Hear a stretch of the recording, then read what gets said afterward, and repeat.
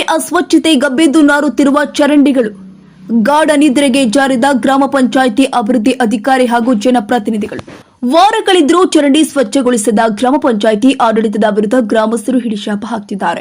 ಅಸ್ವಚ್ಛತೆಯಿಂದ ರೋಗ ರುಜಿನಗಳು ಹರಡುವ ಭೀತಿಯಲ್ಲಿ ಜನ ಕಾಲ ಕಳೆಯುವಂತಾಗಿದೆ. ಚರಂಡಿ ತುಂಬೆಲ್ಲ ಹುಳುಗಳು ತುಂಬಿದ್ರೂ ಕೂಡ ಸಂಬಂಧಪಟ್ಟವರು ಮಾತ್ರ ನಮಗೂ ಅದಕ್ಕೂ ಸಂಬಂಧವಿಲ್ಲದಂತೆ ವರ್ತಿಸುತ್ತಿರುವುದು ಸಾರ್ವಜನಿಕರ ಆಕ್ರೋಶಕ್ಕೆ ಕಾರಣವಾಗಿದೆ.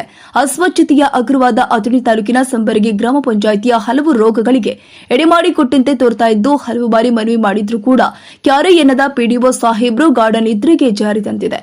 ಒಟ್ಟಾರೆ ಸುದ್ದಿಯಿಂದ ಎಚ್ಚೆತ್ತಾದರೂ ಗ್ರಾಮದಲ್ಲಿ ಚರಂಡಿ ಸ್ವಚ್ಛತೆಗೆ ಗ್ರಾಮ ಪಂಚಾಯಿತಿ ಆಡಳಿತ ಮುಂದಾಗುತ್ತಾ ಕಾದು ನೋಡಬೇಕಾಗಿದೆ. Alauddin Sheikh Chikkodi, news prime Kannada.